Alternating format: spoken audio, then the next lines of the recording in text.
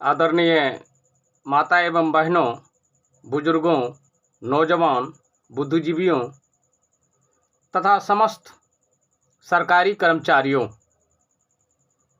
इस लिसनर का जय भीम स्वीकार करें, क्योंकि एबीएम पर मैं चर्चा करने जा रहा हूं। इससे पहले मैं सभी को बता देना चाहता हूं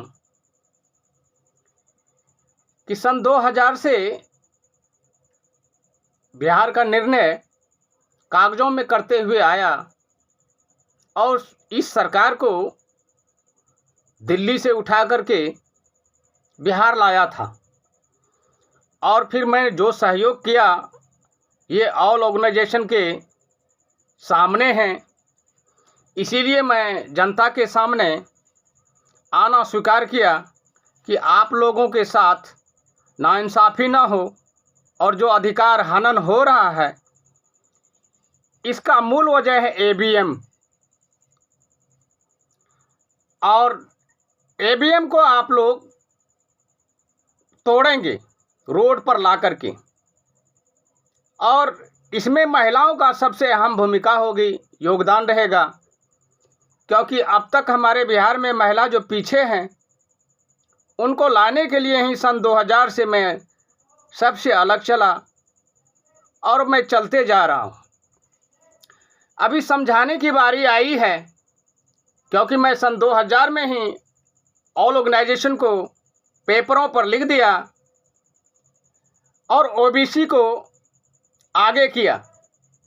मैं अपनी जाति को, अपनी कौम की कुर्बानी देकर के भी ओबीसी को जिंदा रखा, क्योंकि मैं बाबा साहब को 1990 में पढ़ लिया था कि बाबा साहब ने ओबीसी के लिए एक हड़ताल, भूख हड़ताल पर चले गए थे, जो उनकी मांगें थी।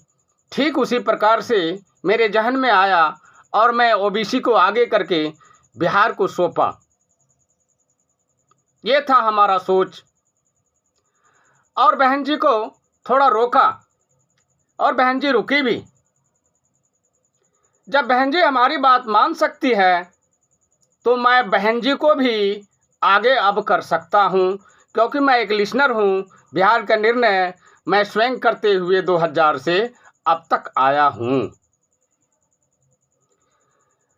और उसमें साफ साफ लिख दिया था कि बहन जी ठहरें, थोड़ा सा ओबीसी समाज को थोड़ा सा आगे कर लेने दीजिए, फिर मैं आपको देखूंगा। अब देखने की बारी आई है। क्यों कि ऊपर में पीएम ओबीसी, स्टेट में मिनिस्टर ओबीसी, सांसद मेरा ओबीसी, हर पल्लू पर ओबीसी मैं देख रहा हूं, फिर भी हम सब पीछे हैं।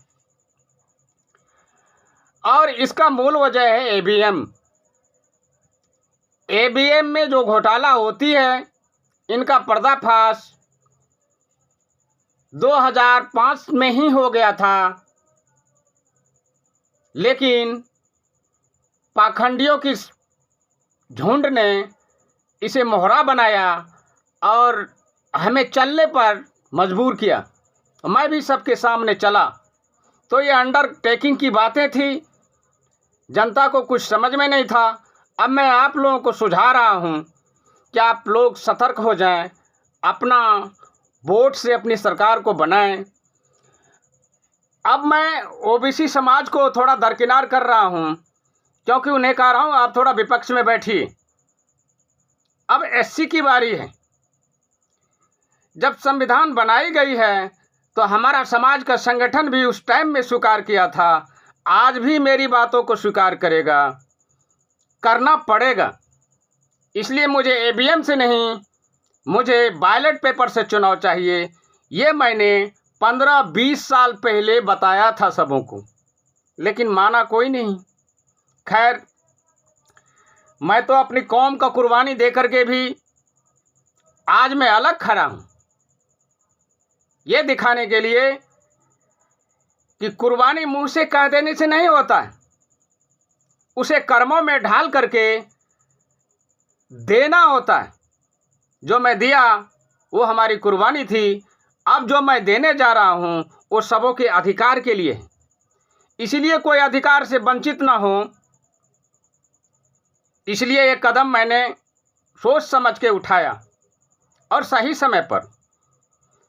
समय पर निर्णय जो लेता है तो परिणाम भी सही होता है। और फिर इंसानियत सबसे बड़ा धर्म है। बाबा साहब कहे थे कि इंसानियत वो शक्ति है, वो ग्रेविटेशन पावर है जो आपके मरने के बाद भी आपको उसी रूप से, उसी शक्ति से याद किया जाएगा जिस शक्ति से आप इस समय जुड़े हुए हैं।